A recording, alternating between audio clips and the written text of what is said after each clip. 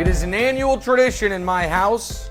The days after the NFL releases their schedule, I go through all 256 games, make 256 predictions, put pen to paper or Sharpie to paper as it happens to be, come up with my projected season standings. Then at the end of the year, we see how I did.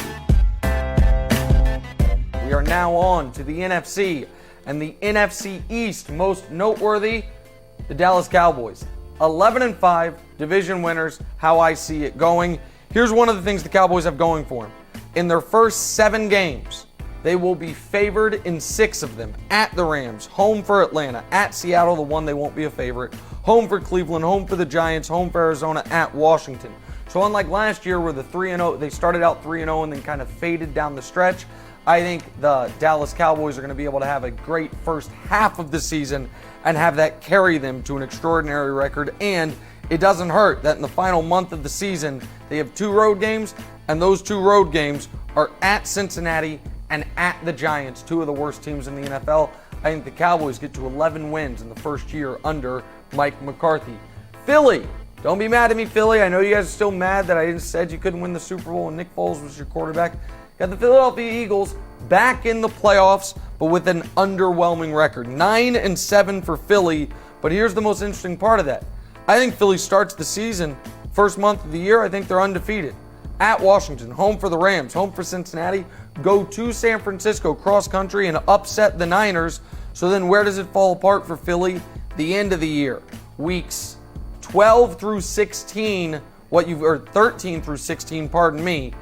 At Green Bay, home for New Orleans, at Arizona, at Dallas. I think they're 0-4 in that stretch before they beat Washington to snag a playoff berth at 9-7. The other NFC East, Washington, I think they're 4-12. I don't know if Dwayne Haskins will be the quarterback a year from now. I don't see good things for Washington at all, and I see an 0-4 start to the season. Home for Philly, at Arizona, at Cleveland, home for Baltimore as an 0-4 start to the season at least. And then there is the New York Giants. I believe the Giants are going to have the worst record in the NFL this year. Look at their first 5, look at their last 5. First 5 for the New York Giants. Home for Pittsburgh, at Chicago, home for San Francisco, at the Rams, at Dallas.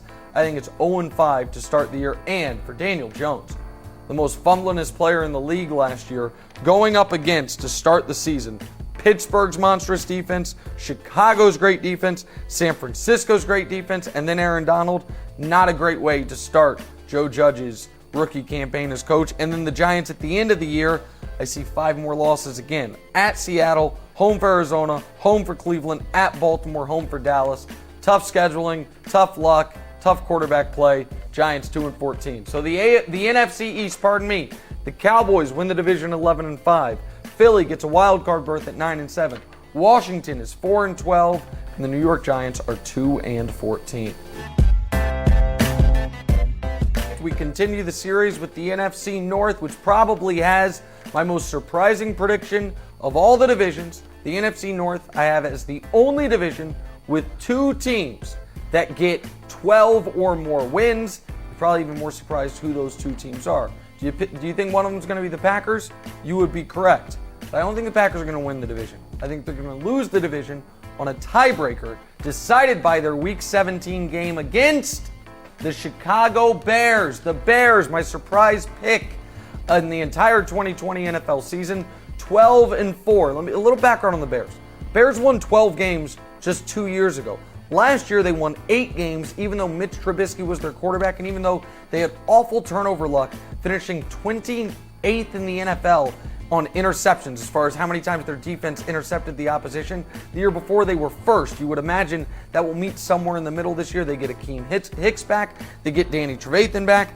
I believe the Chicago Bears also are the last undefeated team in the NFL. At Detroit, home for the Giants. At Atlanta, home for Indy. Home for Tampa. At Carolina. I believe they start the year 6-0. And then the final game of the season, almost assuredly going to be on Sunday Night Football. Green Bay at Chicago. Green Bay comes in 12-3. Chicago comes in 11-4. Chicago wins to win the division and to win the number 1 overall seed in the NFC. For Green Bay, 12-4, it sounds great. It, of course, isn't great if you end up not winning the division. You have to go on the road throughout the whole playoffs. So how does Green Bay get to 12-4? I think they lose week 1, and then they have a multiple long winning streaks. I think after week 1, home for Detroit, at New Orleans, home for Atlanta, at Tampa Bay, all wins. And then where they really pile up wins, week 10 through 16. Home for Jacksonville, at Indy, they beat Chicago in Green Bay, home for Philly, at Detroit, home for Carolina, home for Tennessee. I think they get to 12 wins. The Vikings, on the other hand, are going to be playing a lot of young players. Kirk Cousins, we know who he is at this point. Came off a good year, shaky postseason performance at the end, probably not shocked by that. The Vikings, I think, are right average, 8-8. I think what kills the Vikings is a brutal early schedule where they have road games at Houston, at Seattle, at Green Bay, at Chicago. I think they can rally and win a bunch of games late. I think it's going to be over by month 3 of the season for the Vikings. And then the Lions, 5 wins. You pick the 5. I don't think the Lions are going to be very good. Fortunately for them, they have winnable road games at Arizona, at Jacksonville, at Atlanta. But I don't think the Vikings are going to be I don't think the Lions are going to be very good. I don't think Matt Patricia is going to be the coach there much longer.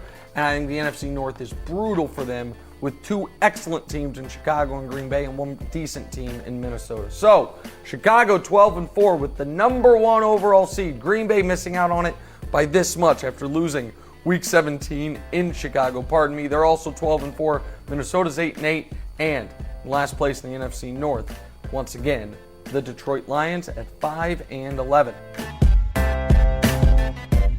And we are now to maybe the most intriguing division in the NFL, even though I don't think it'll be the most competitive, the NFC South, because of course, the addition of Tom Brady to the Tampa Bay Bucs.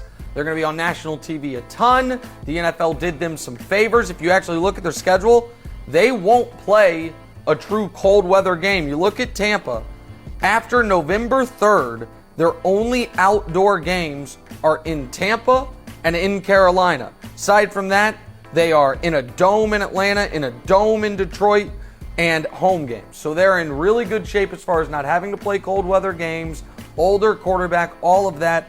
I still think Tampa only manages 8 wins. I think we saw the trajectory Tom Brady was on. Now it's no offseason, new team, even older. I think 8 wins. It'll be the greatest season a 43-year-old quarterback's ever had, because never had a 43-year-old quarterback play a full season, assuming Tom can play the whole year, but I still think it only means 8 wins. So who do I have winning the division? Once again, the New Orleans Saints. I don't think they're 13-3 like they were last year. I think they're 11-5. I don't think they get a bye, especially because there's only 1 bye to go around in each conference this year. But I think New Orleans gets to 11 wins. The Falcons, right where the Falcons have been comfortable the last few years, right around 500 at 7-9. And then the Carolina Panthers, in the midst of an odd rebuild where you get rid of Cam, you bring in Teddy, you have Christian McCaffrey on this monster deal, but it seems like you're looking for the future. I think it's a really, really tough year in Carolina where they finished 3-13. So the NFC South, 1 playoff team division. In fact, the only division in the NFC where only 1 playoff team comes out of it. The Saints are 11-5. The Bucs are 8-8. The Falcons right behind them 7-9. And the Panthers, the worst team in the division, at 3-13. Our final division, the NFC West, which actually is another division. The 4th division, I realized, that I have coming down to a Week 17 game between its 2 best teams. Going into that Week 17 game, which is Seattle at San Francisco, I believe Seattle comes in at 11-4. I believe San Francisco comes in at 11-4. Winner takes the division. Winner ties Green Bay and Chicago for the best record in the NFC. And I believe, unlike last year, Seattle can win that Week 17 game in San Francisco to get to 12-4. How else does Seattle get to 12-4? Leading in to that game in Week 17, got quite a good stretch of winnable games. Home for the Giants, home for the Jets. So back-to-back games against bad teams that have to go all the way cross-country to you. At Washington, home for the Rams, and then at San Francisco. I think they can go 5-0 down the stretch. So they can go from 8-8 what would that be? Let me do the math real quick. My apologies. From 7-4 to 12-4. San Francisco, I don't think it's going to be some massive Super Bowl hangover, and I think they're going to start the year off great. Win against Arizona, win at the Jets, win at the Giants, a loss to Philly, win to Miami, win against the Rams, and a win in New England.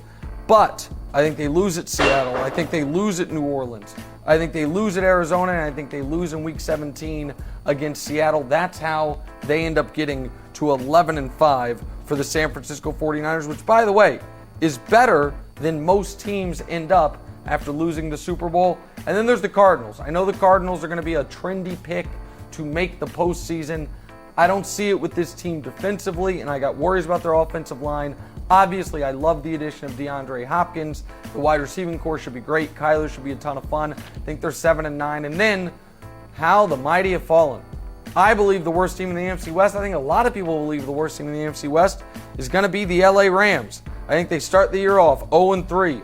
Loss at home to Dallas, loss at Philly, loss at Buffalo. They have a tough stretch in the middle of the season. Seattle at Tampa, home for San Francisco. No Todd Gurley, no Brandon Cooks. They wildly overpaid Jared Goff, maybe a little shine off the star of Sean McVay. I think they fall to 5-11. So, your NFC West, I've got Seattle winning it in Week 17 with a victory in San Francisco. I've got the Niners getting back to the postseason at 11-5, at Seattle being 12-4, the Niners being 11-5. I've got Arizona 7-9, and last place in the division, 5-11, maybe the toughest division in football, the Los Angeles Rams. So there you have it. We've done it. We've gone through every division in the AFC and in the NFC. What the NFC playoff picture looks like then is this. The number 1 overall seed by tiebreaker, the Chicago Bears, the number at 12-4. The number 2 seed, Seattle at 12-4. A little unfair for Seattle if it falls that way. The 2 seed in 12-4, all through NFL history, good enough to get you a bye, not in the new playoff format. The 3 seed, the winner of the NFC East, the Dallas Cowboys at 11-5. The 4 seed, the winner of the NFC South, the New Orleans Saints at 11-5. Your wild card teams, of course, Green Bay at 12-4 would be your 5 seed. The Niners at 11-5 would be your 6 seed. And the 7th and extra playoff team this year, the Eagles as your 7 seed. So the way it would go, the Bears would have a bye in round 1. The 2 seed Seahawks would be hosting the Eagles in round 1. The 3 seed Cowboys would be hosting the 49ers in round 1. And what a game this would be. The 4 seed Saints would be hosting the Packers in round 1. There it is. All 256 games, all your playoff predictions. Store them away. See how we turn out. Fun little exercise. We do it each and every year.